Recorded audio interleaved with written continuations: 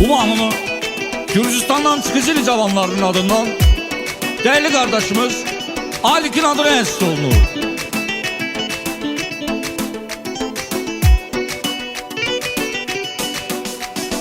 Alik'i herkes tanıyor, hürmeti dağlar kadar. Olup olacaqdır Alik'in şöhreti dağlar kadar. Gedirili kıymetli oğul dostlara istiqanlı. O herkese hürmet edil, olubdu dostsanlı. Alik ləqəbi canavardır, değerli insan kimi. Alik'i herkes tanıyor, hünerli insan kimi. Etibarlı insandır, sədaqətlidir Alik. Dostlara mehriban biri, səxavətlidir Alik. Çıkıcılı zamanları çok isteyir Alik'i. Vardır adları sanları, çok isteyir Alik'i. Çıkıcılı kendisine əziz doğma mekandır. Alik kəndə değer verir, kendi üçün tekandır. Çıkıcılı zamanları çok isteyir Alik'i. Vardır adları sanları, çok isteyir Alik'i. Çıkıcılı kendisine əziz doğma mekandır. Alik kəndə değer verir, kendi üçün tekandır.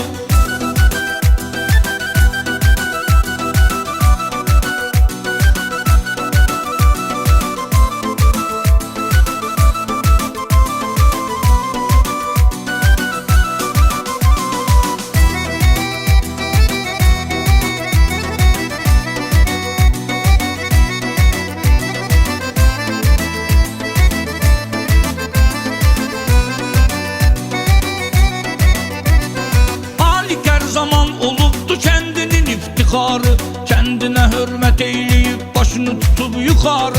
Sadeliyle seçilip tanınıp her mekanda. Özü canavar ləqəbiyle kalıp yadda kümanda. Fəxridir Çıkıcılı'nın torpağıyla gurur duyandı.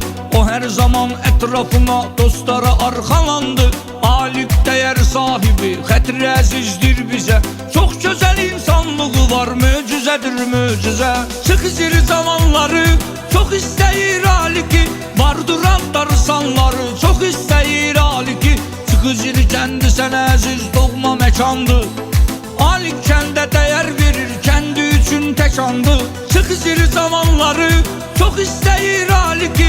Vardır adları sanları, çok isteyir Alik'i. Çıkıcılı kendisine əziz doğma mekandır. Alik kəndə değer verir, kendi üçün tekandır.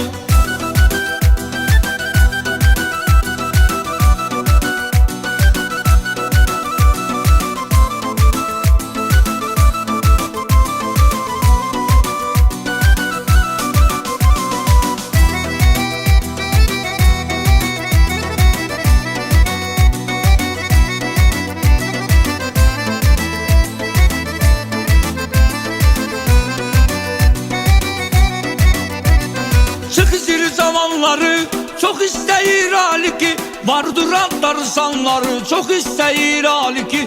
Çıkıcılı kendisine əziz doğma mekandır.